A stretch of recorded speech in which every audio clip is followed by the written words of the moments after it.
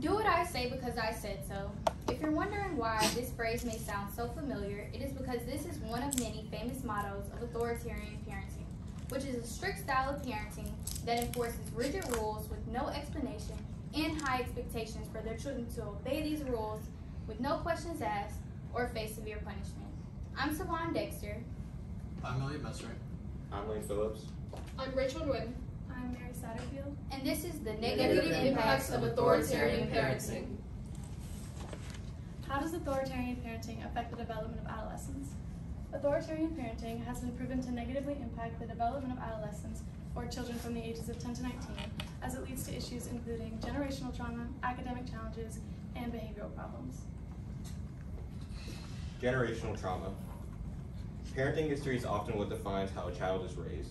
As you can see here in a chart by Christina Rodriguez in her article, The Mediators Between Parenting History and Expected At-Risk Parenting, it shows how a higher authoritative parenting history leads to a higher PAQ, or Parent Authority Questionnaire, higher at-risk parenting, which then also leads to higher expected authoritarian scores, and a higher PCA, or Parent-Child Aggression score.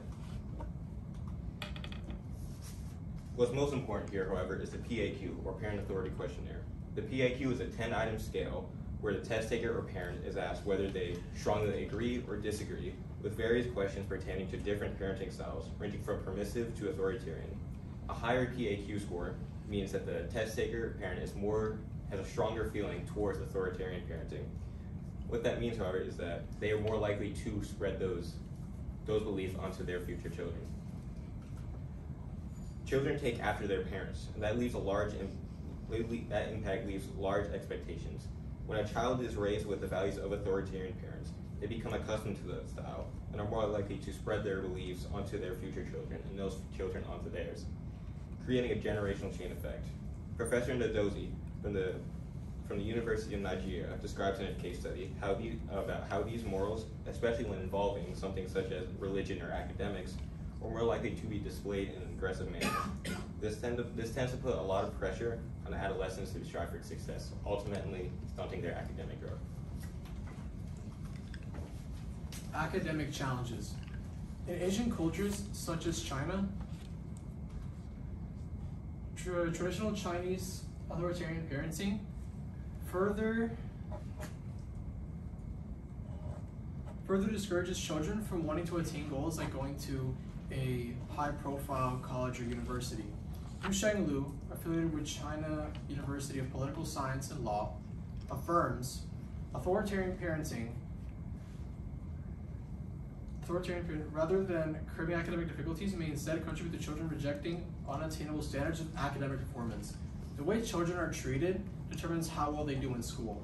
If parents make life more challenging for their child and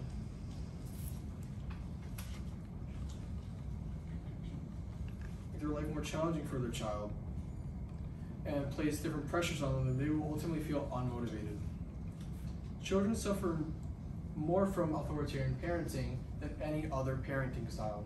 Zhan Wengzhen, an Asian contemporary and modern artist, states, those with authoritarian parents have the highest levels of internalizing and externalizing problems and scored the lowest in academic achievement, self-esteem, social preference, and mother to adolescent cohesion.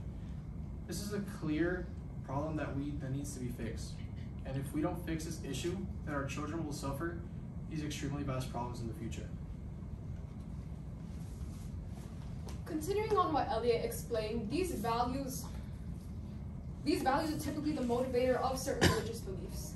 As shown in this diagram by Professor Sigit Purnama at the educational institution UIN Sunan, we can see the clear chain effect when religion is callously implemented into authoritarian parenting.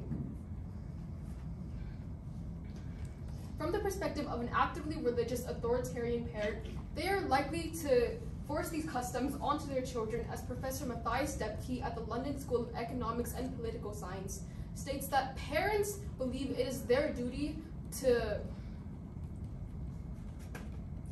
transmit to their children an immutable set of values and truths. This ties into digital literacy in a number of ways. For example, an authoritarian parent who practices Christianity is likely to restrict access to certain things online that do not align with the Christian faith, or may even oppose the digital world entirely. Nonetheless, Purnama states that the internet is necessary for children to learn, increase creativity, open up the world to children, and seek interesting information. Therefore, while the parent may feel as though they are in the right, the child's perspective must also be considered in that they are not only inhibited academically, but are also cut off socially, which may pose certain psychological behavioral issues. Behavioral problems. From a social standpoint, children of authoritarian parents struggle greatly. The image here depicts the results of a study done by social anthropology professor Maria Vera, social sciences professor Maria Muniz, and social psychology professor Emma Pola Diaz. The graph shows clear correlations between violence in adolescence and authoritarian parenting, with both boys and girls, boys being the blue line and girls being the red line, showing a dramatic spike in violent behaviors when being raised by authoritarian parents.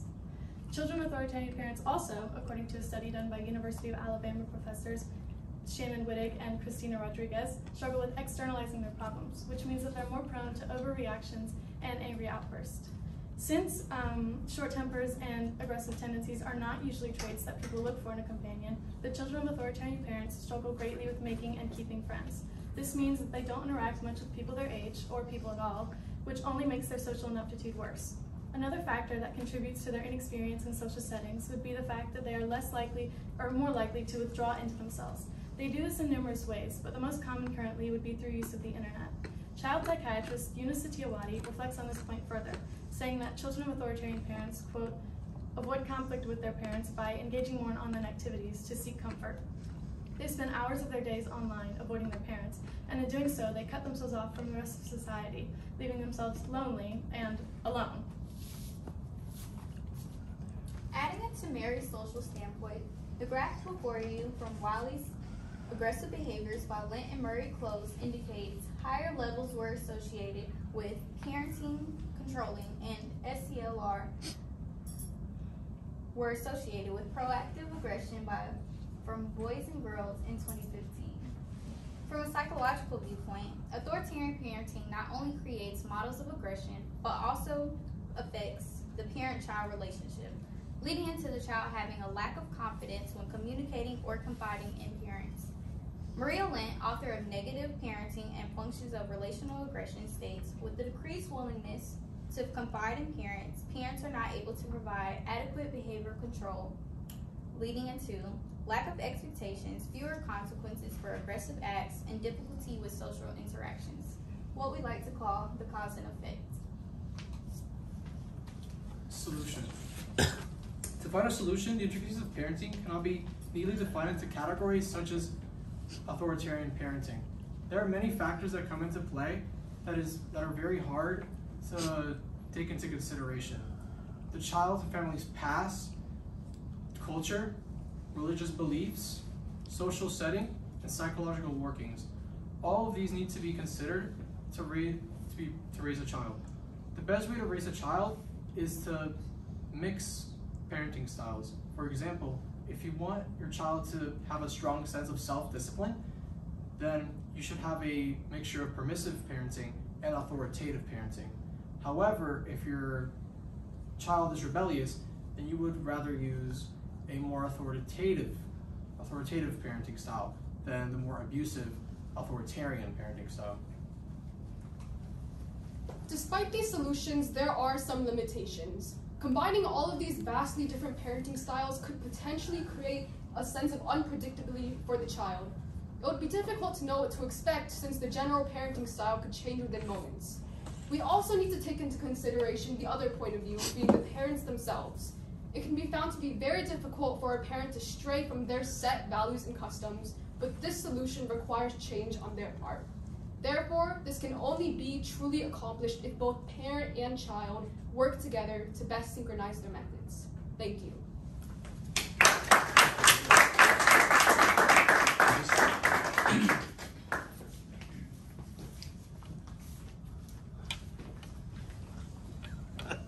All right, we're going to ask questions. We start on this side and work our way across. Why can't mix it up, Dave? We're going to start over here. Savon, can you Can you tell me which one of your group mates had the greatest impact on your overall understanding of what you're talking about? Me personally, I believe my viewpoint psychologically gave me a more understanding because it dealt with what the brain was going through when dealing with authoritarian parenting, the effects, which would be anxiety, lack of confidence, and aggression. All right. Is there an example of anyone's work that you guys didn't use in this presentation? And then if so, what was it and why didn't you use it? An example was from Elliot's IRR, where he described India's use of authoritarian parenting. We didn't use it because it didn't really support our argument to do different cultural beliefs over there, and it being more of a better form of parenting. Okay. What's one way that in which your team's resolution makes you think differently about the research you conducted? Our team's resolution, which focused on the idea of combining all the different parenting styles, changed my way of thinking because my IRR mainly focused on the concept of authoritarian parenting alone in religion and how it negatively impacts adolescents. But our solution and resolution differs from that because it focused on all of these different parenting styles which should be utilized rather than just one. Okay. Elliot, if you had a sixth member of this team, what could they bring to it that would help the presentation? I would say if we had a sixth member of our team, I would have wanted a more perspective on the environment, on how different regions have different ways of using authoritarian parenting, or like the environment around the kids, like poverty, or if they were raised in a rich household. Okay. And then save the best for last.